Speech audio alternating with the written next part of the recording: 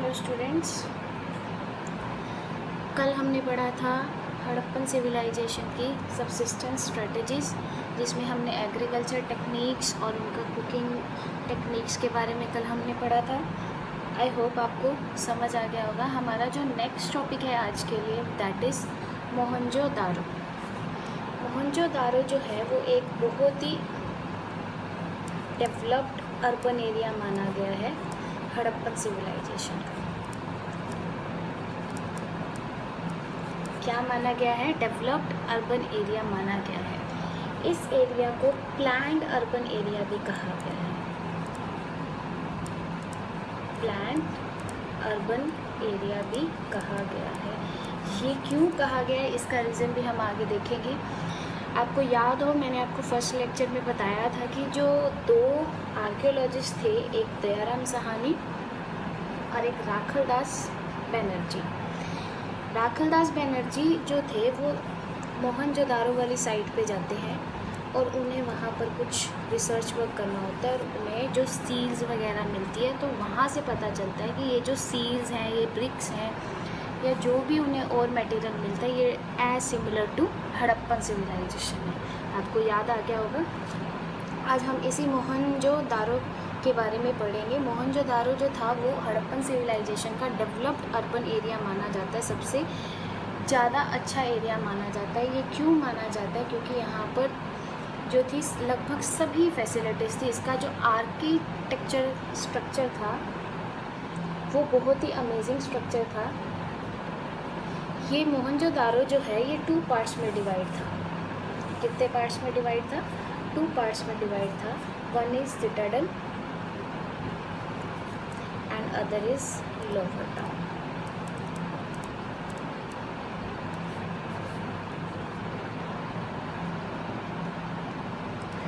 Citadel जो था वो मोहनजोदारो का अप टाउन माना जाता था। ये एक अपर एरिया में एस्टेब्लिश था और ये लोअर टाउन जो था ये लोअर एरिया में एस्टेब्लिश था, इसलिए सिटाडेल को अप टाउन कहा गया है और सेकंड वन को लोअर टाउन कहा गया है। जो सिटाडेल था वो पब्लिक पर्पस के लिए था। पब्लिक पर्पस मीन्स जैसे ग्रेन कलेक्शन करनी है, वेयर हाउसेस बने हुए थे, या अदर कोई रिचुअल था जो पब्लिक पर्पस के लिए यूज़ किया जाता था। तो सिटाडेल जो बिल्डिंग थी या जो स्ट्रक्चर था वो मेनली पब्लिक पर्पस के लिए बनाया गया था। जैसे गैदरिंग हॉल्स हो गए जहाँ पर लोग इकट्ठे किए गए जाते हैं। इसका जो मेन फीचर था वो था ग्रेट बाथ। ये भी हम बाद में डिस्कस करेंगे कि क्या होता है ग्रेट बाथ सिस्टम। एंड इसकी और जो क्वालिटीज़ थी, कहते हैं कि ये जो स्ट्रक्चर था वो स्मॉल था बट फोर्टिफाइड था। क्या था? फोर्टिफाइड था। फोर्टिफाइड का मतलब किसी बिल्डिंग की 4 दीवारी करना, उसको 4 वॉल से कवर करना है। और ये जो 4 वॉल्स हुआ करती थी ये बहुत ही हाई वॉल्स हुआ करती थी। किस लिए हाई वॉल्स हुआ करती थी? ताकि ईज़िली इस पर अटैक ना किया जा सके। Not easily to attack. अगर आपने ऐसा कोई मूवी वगैरह या सीरियल वगैरह देखा हो, पहले एक सीरियल आया करता था जोधा अकबर, तो उसमें जो अकबर का किला हुआ करता था वो भी फोर्टिफाइड था। यानी इतनी ऊंची ऊंची दीवारें हुआ करती थी कि बाहर से पता ही नहीं चलता था कि अंदर क्या एक्टिविटीज़ हो रही है और अंदर का कोई भी स्ट्रक्चर बाहर से दिखाई नहीं देता था। तो सिटाडेल की भी यही क्वालिटी है कि वो छोटा ज़रूर था लेकिन फोर्टिफाइड था, यानी 4 दीवारें थी और जो दीवारें थी वो काफ़ी ऊंची ऊंची दीवार थी। और इसका क्या फ़ीचर था सिटाडेल का? ये फीचर्स था कि इसमें जो बिल्डिंग्स थी वो हाई बिल्डिंग्स थी, यानी बिल्डिंग्स बनाई गई थी वो ऊंची ऊंची बिल्डिंग्स बनाई गई थी। और वो जो बिल्डिंग्स में की वॉल्स को बनाने में जो मटेरियल लगता था, या ब्रिक्स हम मेनली बात करें, जो ब्रिक्स लगती थी वो मड ब्रिक हुआ करती थी। क्या हुआ करती थी? मड ब्रिक हुआ करती थी। अगर आपने कोई पुराना सा गांव देखा हो, उसमें कोई ना कोई बिल्डिंग ऐसी मिल ही जाती है, कोई ना कोई ऐसी जगह होती है जहाँ पर मड ब्रिक का यूज़ किया गया था। मड ब्रिक का मतलब ऐसी ईंटें जो मड यानी मिट्टी, क्ले, लॉम लोम भी एक तरह की क्ले ही होती है, सैंड, इन चीज़ों को मिक्स करके ब्रिक बनाई जाती थी। और इन ब्रिक का किस में यूज़ किया जाता था? वॉल कंस्ट्रक्शन में यूज़ किया जाता था। तो सिटाडेल की एक ये खासियत भी है कि वहाँ की जो बिल्डिंग्स थी वो हाई बिल्डिंग्स थी, और जो वॉल्स में ब्रिक यूज़ की गई थी वो मड ब्रिक यूज़ की गई थी। और मैंने आपको बताया कि सिटाडेल जो था वो पब्लिक पर्पस के लिए यूज़ किया जाता था, मेनली ग्रेन कलेक्शन के लिए या कोई और रिचुअल्स के लिए। तो ग्रेन कलेक्शन के लिए वहाँ वेयर हाउसेस बनाए जाते थे, वेयर हाउसेस बने हुए थे। और वो जो वेयर हाउसेस बने हुए थे उनका जो पोर्शन हुआ करता था वो लोअर पार्ट में ब्रिक लगाई जाती थी एंड अपर पार्ट में वहाँ वुड का यूज़ किया जाता था। क्या किया जाता था? वुड का यूज़ किया जाता था। जो उनकी वॉल्स बनाई जाती थी या जो भी उनका बिल्डिंग स्ट्रक्चर बनाया जाता था उसमें लोअर पार्ट में ब्रिक्स लगाई जाती थी और अपर पार्ट में वुड लगाई जाती थी। कहाँ? जो वेयर हाउसेस बनाए गए थे सिटाडेल के अंदर। उसके बाद हम बात करेंगे ग्रेट बाथ की। ग्रेट बाथ क्या है? ग्रेट बाथ वहाँ पर एक रेक्टेंगुलर शेप का टैंक हुआ करता था।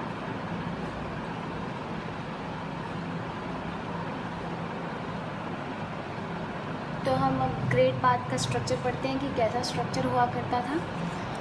मैंने आपको बताया था कि वो एक रेक्टेंगुलर शेप का टैंक हुआ करता था। हम मान लेते हैं कि ये एक रेक्टेंगुलर शेप की टैंक है और ये कोर्ट यार्ड में हुआ करता था। कोर्ट यार्ड का मतलब होता है कि घर का जो आंगन होता है। ये जो टैंक है इसको 4 साइड्स के कॉरिडोर्स कवर करते थे। ये कॉरिडोर हो गया।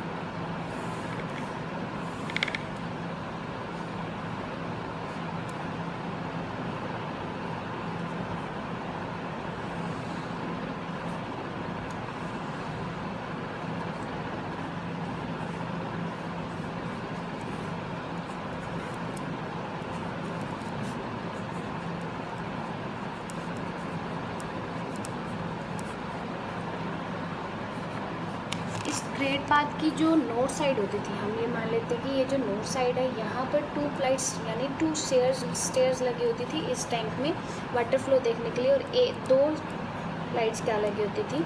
साउथ साइड में लगी होती थी। 3 साइड्स में यहाँ पर क्या होते थे? रूम्स बने होते थे। और ये जो एरिया है यानी 1 साइड जो थी कॉरिडोर की ये बिल्कुल ब्लैंक हुआ करती थी। इनमें से एक जो साइड है उनमें बिल्डिंग्स बनाई गई थी और एक बिल्डिंग के अंदर क्या था? एक बड़ा सारा वेल हुआ करता था। और वो जो वेल था वो क्या कर रहा था? ड्रेनेज सिस्टम का काम कर रहा था। ये जो टैंक है उसके ड्रेनेज सिस्टम का ये काम कर रहा था। और एक साइड जो थी इस कॉरिडोर की वहाँ पर एक बिल्डिंग बनाई गई थी जिसके अंदर छोटे छोटे 8 रूम्स थे फॉर बाथिंग, नहाने के लिए छोटे छोटे कमरे बनाए गए थे।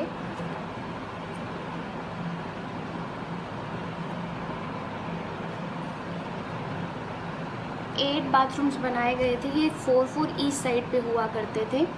और जो स्कॉलर्स थे उन्होंने ये माना था कि ये जो स्ट्रक्चर है इसको मेनली रिचुअल्स पर्पस के लिए यूज़ किया जाता था हड़प्पन सिविलाइजेशन के टाइम।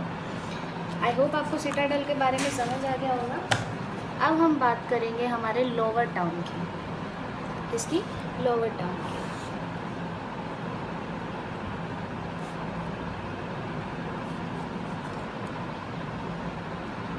तो ये जो लोअर टाउन था वो मोहनजोदारो के लोअर पार्ट में था। ये एरिया भी डेवलप्ड एरिया ही माना गया था। ये सिटाडेल और लोअर टाउन दोनों ही डेवलप्ड एरिया थे, इसलिए मोहनजोदारो की जो सिविलाइजेशन है वो हड़प्पन सिविलाइजेशन में मोस्ट फेमस सिविलाइजेशन मानी गई है। लोअर टाउन का जो डेवलप्ड एरिया था वो मेनली रेजिडेंशियल पर्पस के लिए माना गया था।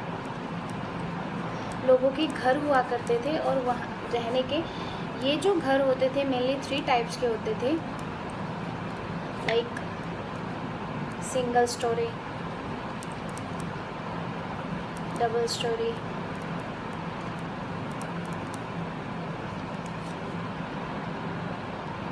क्वार्टर्स। इसका भी जो आर्किटेक्ट स्ट्रक्चर था वो काफ़ी अमेजिंग स्ट्रक्चर था। बहुत ही लोग सरप्राइज़ हुआ करते थे कि उस टाइम पे भी इतना अच्छा आर्किटेक्चर वर्क किया जाता था, जो आज के टाइम में भी इतना अच्छा नहीं किया जाता थे। ये लोअर टाउन जो था ये एक लार्ज टाउन माना गया था। इसकी भी वॉल्स थी, लेकिन इसकी जो वॉल्स थी वो सिर्फ क्या थी, स्मॉल वॉल्स थी, ताकि जो इन्वेडर्स हैं वो घर के अंदर ना आ पाएँ।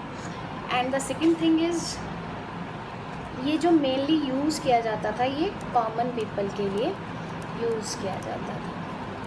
ये जो घर बनाए गए थे single storey, double storey, quarters, ये क्या लाते थे, सोशल डिफरेंस लाते थे पीपल के अंदर। लोअर टाउन भी वहाँ का एक डेवलप्ड एरिया माना जाता था। अगर आप अपनी बुक्स में देखें तो ये जो स्ट्रक्चर दिखाया गया है ये एक ग्रिड पैटर्न में दिखाया गया है। किसमें दिखाया गया है, ग्रिड पैटर्न में दिखाया गया है। ये एक ऐसा पैटर्न होता है जिसमें आप मैप देखते हो या बिल्डिंग स्ट्रक्चर देखते हो, लेकिन किस चीज़ में देखते हो, ग्रिड में देखते हो, यानी बॉक्सेस बने होते हैं।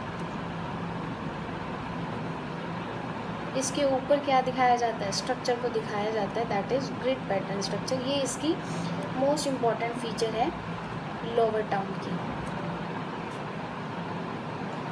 और ऐसा माना जाता है कि ये जो स्ट्रक्चर है, ये जो मैप है, ये एक बहुत ही ट्रेंड सिविल इंजीनियर द्वारा बनाए गए थे। इसलिए मैंने आपको स्टार्टिंग में बताया था कि मोहनजोदारो को क्या कहा गया है, अ प्लान्ड अर्बन एरिया कहा गया है। यहाँ से पता चलता है कि जो सिविल इंजीनियर्स थे उन्होंने इंटेंशनली इस स्ट्रक्चर को डेवलप किया था।